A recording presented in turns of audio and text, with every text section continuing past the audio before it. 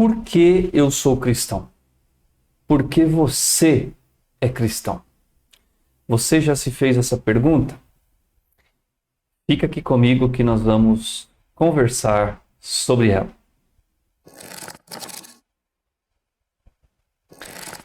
Seja bem-vindo, seja bem-vinda à Escola Koinonia de Teologia e Evangelização. Eu sou o Diogo Pessotto, leigo, teólogo, professor. Eu quero com muita alegria e satisfação te acolher na nossa primeira aula aqui do canal do YouTube da nossa escola. Seja muito bem-vindo, muito bem-vinda. Você já deve ter percebido que a pergunta que intitula o nosso vídeo é altamente provocativa. Provocativa em sentido positivo. Por que eu sou cristão? E você é cristão. E aqui, quando utilizarmos a expressão cristão, estamos dizendo também cristão católico. Este, imagino que seja o nosso caso, ainda que os nossos irmãos também protestantes, evangélicos, sejam muito bem-vindos aqui ao nosso canal. Bom, essa pergunta não é uma pergunta costumeira, não é uma pergunta cotidiana, não é uma pergunta que nós fazemos para nós mesmos todos os dias. Por algumas razões, porque vamos vivendo, vamos fazendo a experiência da fé e eventualmente outras questões podem surgir. E esta, que é uma pergunta fundamental, como nós veremos ao longo desta aula, vai ficando relegada ao esquecimento. Nós vamos deixando esta questão de lado, ou, por vezes, nunca imaginamos que ela poderia ser colocada dessa maneira. Por que somos cristãos? Alguém pode dizer, não, veja, mas eu não me faço essa pergunta porque não consigo me ver como não sendo cristão. Interessante. Ou outros podem dizer, veja, essa é uma pergunta que não cabe porque eu já nasci num contexto cristão, então já me foi ensinado desde criança que eu deveria ser cristão e de que isso é bom para a minha experiência humana e também para a minha experiência de fé na pessoa de Jesus Cristo. Bom, tudo isso é absolutamente compreensível. Mas há um detalhe importante. Durante a nossa trajetória de vida, e novamente nós como cristãos, esta pergunta vai aparecendo quase que de modo inconsciente. O que significa isso? Significa que dia após dia, na nossa relação com Deus, na nossa relação com os irmãos, na nossa relação com isso que nós chamamos de experiência da fé, nós vamos dando respostas a essa pergunta, ainda que inconscientes. O modo como eu compreendo a Deus, o modo como eu compreendo a igreja, o modo como eu compreendo a eternidade, o modo como eu compreendo a missão de evangelizar, o modo como eu compreendo os sacramentos, tudo isso vai respondendo para mim mesmo porque eu sou cristão, ainda que eu não me faça esta pergunta. Não sei se estou me fazendo claro, mas esta pergunta, ainda que nós não a façamos e podemos passar uma vida inteira sem nos perguntarmos isso, cotidianamente, todos os dias nós respondemos essa pergunta. Porque esta pergunta diz prioritariamente do modo como nós nos relacionamos com Deus e com os irmãos. Para tentar deixar isso mais claro, eu quero te convidar a gente fazer um caminho breve de tomar conhecimento de 3 possíveis respostas, de 3 possíveis caminhos de resposta para essa pergunta. Talvez não sejam as únicas respostas possíveis, mas certamente são as mais evidentes no contexto de hoje. Ser cristão hoje, no século XXI, é algo realmente desafiador. Portanto, esses 3 caminhos, essas 3 possíveis respostas, querem me provocar e te provocar a que esta pergunta, por que eu sou cristão, esteja na nossa memória e no nosso coração todos os dias. Tá bom? Quero te convidar a gente fazer esse percurso, a gente vai anotando, para a gente não esquecer, esses 3 caminhos. Vamos lá, então?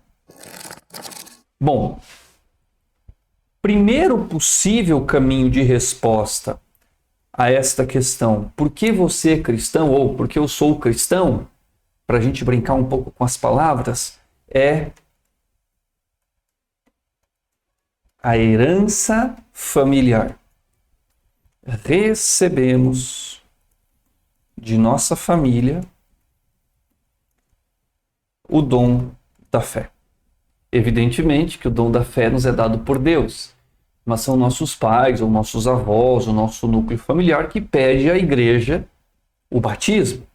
Então a fé nos é transmitida como dom, como presente pelos nossos pais, pela nossa família.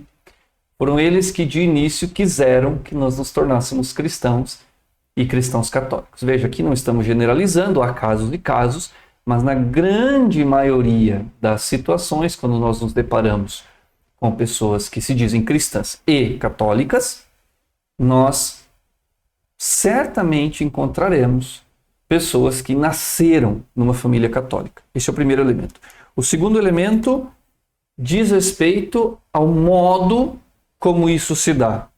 Nós acolhemos e damos como certa a nossa opção de fé. E quando eu digo opção aqui, eu posso colocar este opção entre aspas, para que a gente possa entender o seguinte: quando nós recebemos como dom, quando a fé cristã nos foi transmitida pela nossa família, eventualmente, de novo, na maioria dos casos, sem generalizações, nós não refletimos sobre esta opção. O que significa isso? Nós fomos crescendo, eventualmente podemos até ter ido para a catequese, podemos ter criado o hábito de frequentar as celebrações, as missas, ou alguma prática devocional, ou mesmo participar da comunidade, mas isso muitas vezes não passou pela nossa reflexão. Isso faz sentido para mim? Por que eu devo de participar da comunidade? Por que eu devo de me relacionar com Deus? Isso foi gerando uma espécie de automação. Nós simplesmente recebemos da nossa família a herança da fé, o que é algo muito positivo, porém isso não passou pelo crivo da nossa reflexão e talvez não tenha passado pelo nosso coração. Nós simplesmente reproduzimos aquelas práticas que recebemos da nossa família.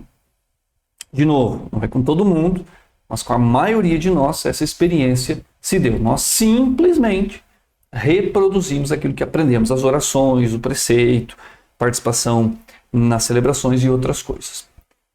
Por fim, há um elemento muito importante, aqui é um ponto de atenção, que é justamente o que decorre deste segundo ponto.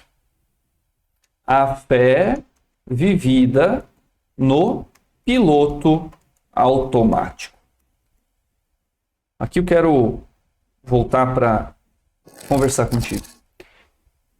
Quando nós recebemos a fé como dom dos nossos pais, da nossa família, isso é algo extremamente positivo, como eu já disse. Porque é a partir da família que o processo de educação na fé vai se constituindo. Não é apenas porque eu participei da catequese, não é apenas porque eu rezo à noite. É um processo de educação. É um processo de formação. É um processo de interação. É uma experiência. Não é apenas ler um manual e colocá-lo em prática, por exemplo. Porém, o que significa viver a fé no piloto automático? É quando justamente essa herança bonita da fé que nós recebemos da nossa família não se tornou aí sim uma experiência, um processo, uma caminhada de educação na fé.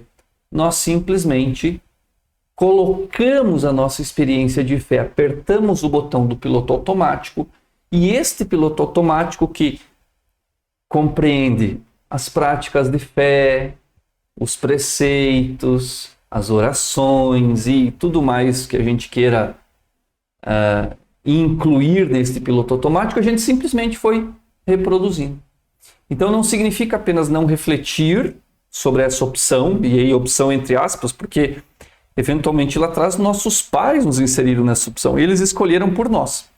Bom, mas e à medida que a gente foi crescendo, a gente não só não refletiu sobre isso, como também a gente deu como certa essa experiência e colocou a nossa relação com Deus, a nossa relação com os irmãos, a nossa experiência de comunidade, por exemplo, no piloto automático. Então, é aquilo que comumente, com que comumente nos deparamos.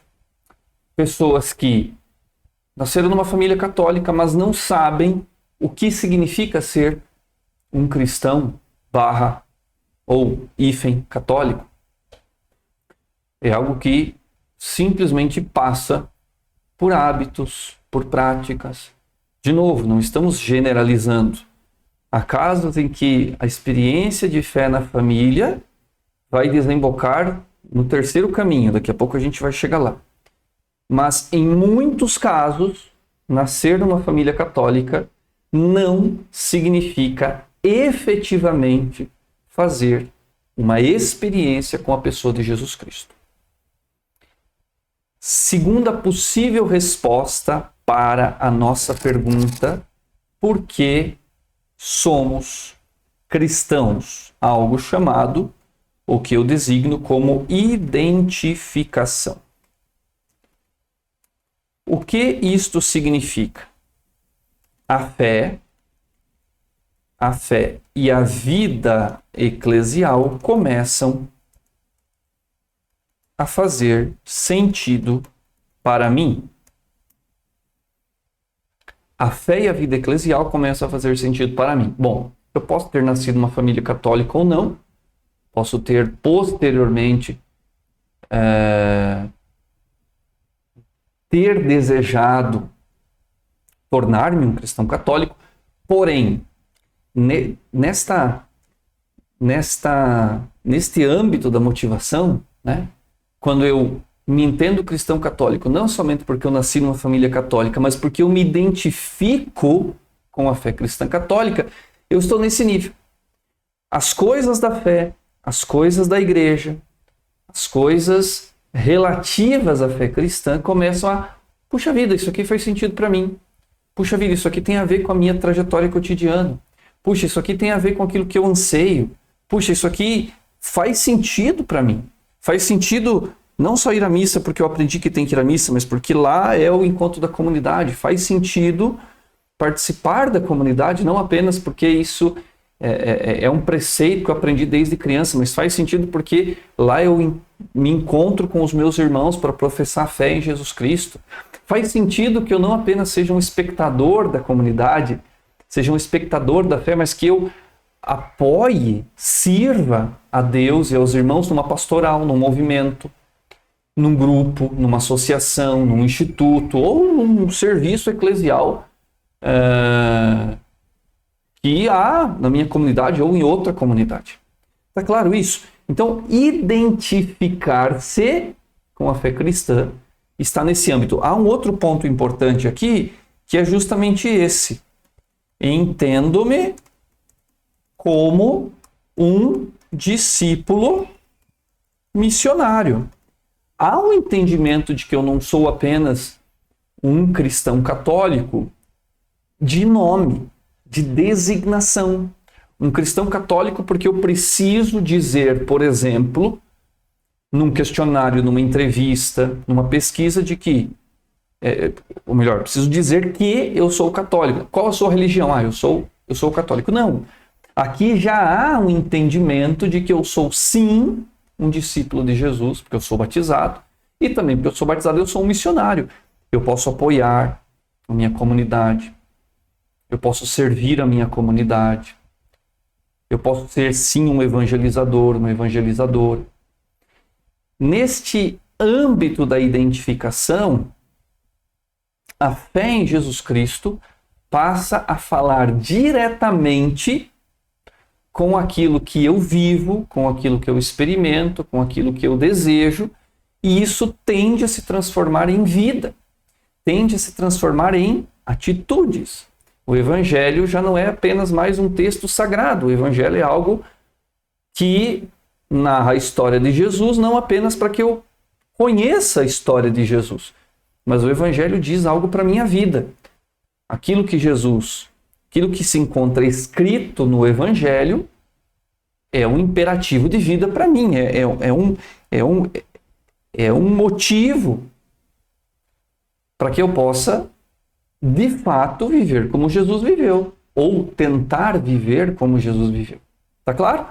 Mas há aqui também um ponto de atenção importante, que também, assim como no primeiro caso, merece a nossa consideração. Qual é o ponto de atenção? É a substituição da experiência pela função. Vamos subir aqui um pouquinho para ficar mais claro para a gente ver. O que significa isso, Diogo? Veja. Eventualmente, a experiência da fé, a experiência eclesial, tornou-se para mim objeto de identificação tão grande que pareceu-me confortável estar na comunidade exercendo determinado serviço. E para mim, ao longo do tempo, a experiência de Deus começa a ser substituída pela função que eu exerço. Eu sou coordenador disso, eu sou coordenador daquilo, eu faço tal coisa, a comunidade não vive sem mim, as coisas todas têm que passar por mim, eu vivo mais na igreja que fora da igreja. Para mim é fácil ser cristão católico dentro do templo, igreja, mas é difícil ser cristão no meu trabalho, na escola, na faculdade, na família. Então eu prefiro estar num ambiente eclesial, onde todo mundo fala a mesma linguagem, e quando eu falo ambiente eclesial, eu estou falando ali do círculo mais restrito da comunidade eclesial, de uma paróquia, enfim, ou de uma pastoral, de um movimento, do que eu estar em outros espaços. Por quê? Porque ali, de fato, é o meu lugar de identificação. Mas é aí que está o ponto de atenção que eu fiz questão de mencionar agora. Toda vez que nós passamos da experiência de Deus para as funções eclesiais, para os trabalhos eclesiais, para os serviços eclesiais, e achamos que isso é ser cristão católico, ou só isso é ser cristão católico, aí nós estamos quase que no limiar de uma vivência estéril da fé. Uma vivência inócua, ou seja, sem sentido. Ela tem sentido para mim enquanto aquilo me faz bem, como espaço, às vezes como um espaço de poder, em que eu sou reconhecido, sou valorizado, mas se me tirarem esse espaço, parece que a minha experiência de fé irá desmoronar. Veja como a identificação é um passo importante na caminhada cristã e pode ser, de fato, uma razão. Veja, uma pessoa, por exemplo, que não nasceu numa família católica, certo? Mas, ou, em contrapartida, uma pessoa que talvez até tenha nascido numa família católica, mas seu processo de educação na fé não foi o ideal, digamos assim, entre aspas. A pessoa acaba se identificando com um trabalho eclesial, com a vida comunitária, e isso é muito bom.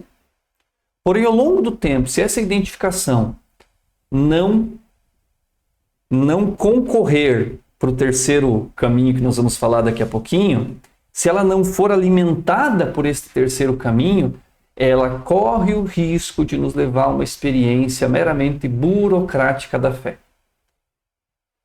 Qual seja, a nossa experiência com Jesus Cristo se reduz àquilo que eu faço na igreja. E quando eu digo faço na igreja, especificamente naquele ambiente eclesial. Vamos para a terceira e última possível resposta, e aqui eu quero de fato dar voz ao terceiro caminho, em que de fato nos parece aquele que a igreja aponta como o caminho por excelência para nos dizermos de fato cristãos, que é o encontro pessoal com Jesus Cristo. Evidente que aqui poderíamos falar muitas coisas, mas 3 pontos importantes, A fé é um encontro, não um conteúdo da razão. Apenas. O que significa isso? Eu posso ter recebido a fé como dom dos meus pais, posso ter sido batizado, ter feito catequese, posso até estar na igreja, saber muitas coisas, ter estudado teologia, trabalhar numa pastoral, no movimento, ser uma pessoa reconhecida do ponto de vista eclesial, mas posso não ter realizado ou não realizar cotidianamente a minha experiência de encontro com Jesus Cristo. Faz sentido? É como se nós pudéssemos falar de tantas e tantas pessoas que nós conhecemos apenas pela TV ou pela internet, mas nunca nos relacionamos com essas pessoas. É como se eu dissesse para alguém, veja, coma tal alimento, e a pessoa diz, poxa, mas esse alimento é gostoso? Eu digo assim, não, eu não sei, porque eu nunca comi, mas você deve comer. Quando nós falamos de encontro, nós falamos de um relacionamento, nós falamos de uma experiência.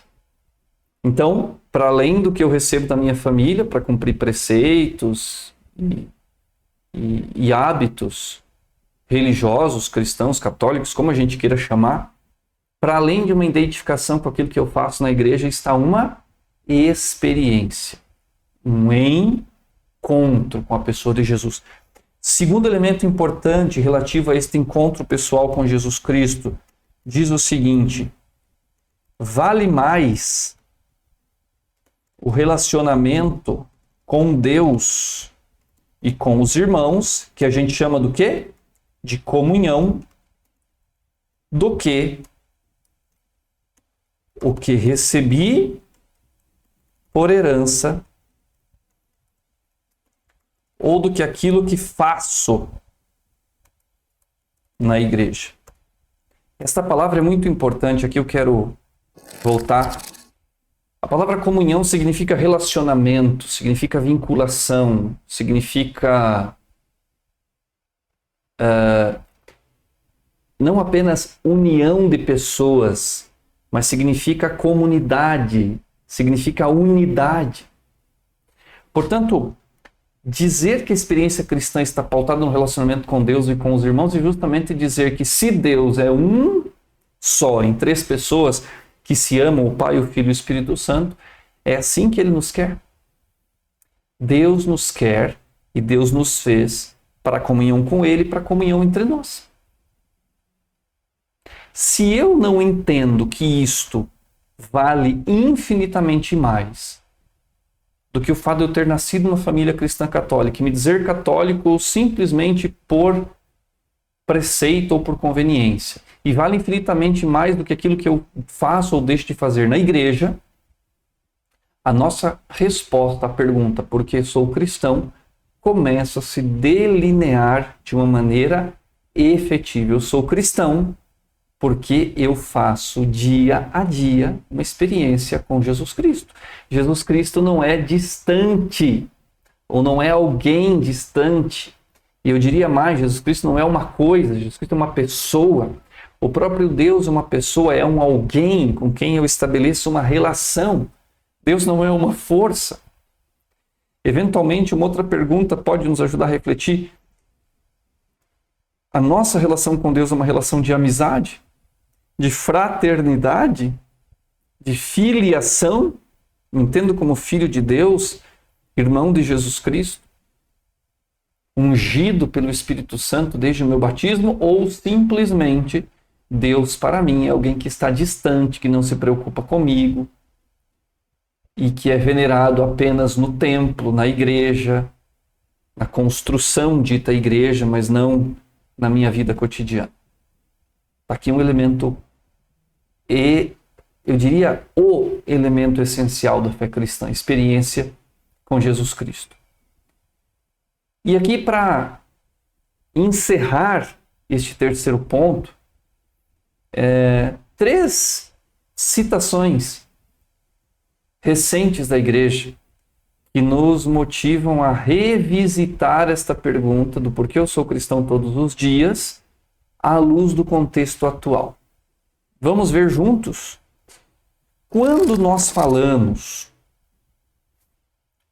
de encontro com Jesus Cristo, esta realidade foi expressa pelo Papa Bento XVI no seu primeiro documento publicado, a carta encíclica Deus Caritas Est, Deus é Amor. Veja o que o Papa Bento XVI disse no primeiro número desta carta. Ao início do ser cristão, não há uma decisão ética ou uma grande ideia, mas o encontro com um acontecimento, com uma pessoa que dá à vida um novo horizonte e, desta forma, o rumo decisivo. Portanto, não nos tornamos cristãos. Veja, ao início do ser cristão não há uma decisão ética. Nós não pensamos e raciocinamos, puxa, ser cristão é bom, ser cristão não é bom. Ou apenas uma espécie de iluminação, quando eu acordo de manhã e digo, puxa, quero ser cristão, uma grande ideia. Mas um encontro com um acontecimento, com uma pessoa, com Jesus. Então, a fé cristã é um encontro que se torna vida, que se torna experiência na minha própria vida. Tal como quando nós temos um grande amigo, tal como aquele que é casado tem no seu esposo ou na sua esposa alguém com quem divide a vida e estabelece uma relação de comunhão. São uma só carne. É isto. A fé é relacionamento com Deus, em primeiro lugar, um encontro com a pessoa de Jesus que nos insere na dinâmica do encontro com os irmãos. E veja só que interessante o que diz 2 anos depois do documento de Aparecida, a 5ª conferência do Episcopado Latino-Americano do Caribe, que foi celebrada em Aparecida, por isso o nome do documento de Aparecida, 2007. Veja o que os membros desta conferência redigiram no documento final número 549. Não temos de dar nada por pressuposto e descontado. Todos os batizados são chamados a recomeçar a partir de Cristo, a reconhecer e seguir sua presença com a mesma realidade e novidade, o mesmo poder de afeto, persuasão e esperança que teve seu encontro com os primeiros discípulos na margem do Jordão há 2000 anos. Nós corremos o risco de dar por suposto que as pessoas que estão nas nossas comunidades, nas missas, nas atividades eclesiais, já realizaram seu encontro com Jesus Cristo, e isto não é verdade. A grande pergunta é, eu, cotidianamente, renovo a minha experiência de encontro com o Senhor? Ou simplesmente recebi a minha fé, ou recebi a fé, melhor dizendo, da minha família, identifiquei-me com esta realidade eclesial e a vida segue o seu curso nessa perspectiva. Não podemos dar nada por suposto. Não podemos supor que as pessoas já realizaram seu encontro com Jesus, mesmo nós. Se já o realizamos, somos convidados a renovar este encontro cotidianamente. E para encerrarmos, uma palavra do Papa Francisco, na exortação apostólica Evangelii Gaudium, também o seu primeiro documento, grande documento de 2013, Papa Francisco diz no número 8, justamente sobre este encontro. Somente graças a este encontro ou reencontro com o amor de Deus, que se converte em amizade feliz, é que somos resgatados da nossa consciência isolada e da autorreferencialidade. Puxa, mas eu nasci numa família católica. Puxa, mas eu sou coordenador da pastoral tal. Puxa, mas eu já fiz isso. Não. É encontro com Deus no cotidiano da vida, no arroz com feijão da vida. Este encontro nos tira do ativismo, nos tira das justificativas históricas, porque eu nasci numa família católica, e nos insere em qual perspectiva? Chegamos a ser plenamente humanos quando somos mais do que humanos. Quando permitimos a Deus que nos conduza para além de nós mesmos, ao fim de alcançarmos nosso ser mais verdadeiro, que é aquilo que nos vincula ao próprio Deus. O Espírito dele que habita em nós pelo batismo. E por fim, diz Francisco, aqui está a fonte da ação evangelizadora. Porque se alguém acolheu este amor que lhe devolve o sentido da vida, como é que pode conter o desejo de comunicar aos outros? De comunicar aos outros é a dinâmica missionária. Aquele que faz a sua experiência com Jesus Cristo todos os dias, torna-se missionário onde quer que esteja. Não significa fazer proselitismo, quero converter o outro à força. Mas significa que a experiência com Jesus me leva a viver o Evangelho mesmo sem ter que dizer uma única palavra. Este é o caminho que o Evangelho, que a tradição da Igreja, que o magistério, desde sempre, mas sobretudo nos últimos anos, a partir do Concílio Vaticano II, tem reproposto. Nós, cristãos, somos chamados e convidados a não permanecer apenas como cristãos de designação, de nome, nem cristãos que fazem muitas coisas. Nós somos chamados a ser cristãos do encontro com Deus e com os irmãos, discípulos missionários, para além de tudo aquilo que eventualmente podemos fazer, ter ou ter recebido da nossa família, o que é muito bom. Mas para além disso, faça necessário a nossa experiência com Jesus Cristo, todos os dias. Eu quero te agradecer por você ter estado comigo aqui nesta aula. Quero te convidar a curtir esse vídeo, compartilhar com as pessoas que trabalham contigo na comunidade, pessoas que se interessam pelo tema. Você pode se inscrever também aqui no nosso canal, ativar as notificações. Deixa aqui embaixo seu comentário, sua pergunta, sua dúvida, sugestões de outros temas. E eu quero te encontrar nas nossas próximas aulas. Um forte abraço. Que Deus te abençoe.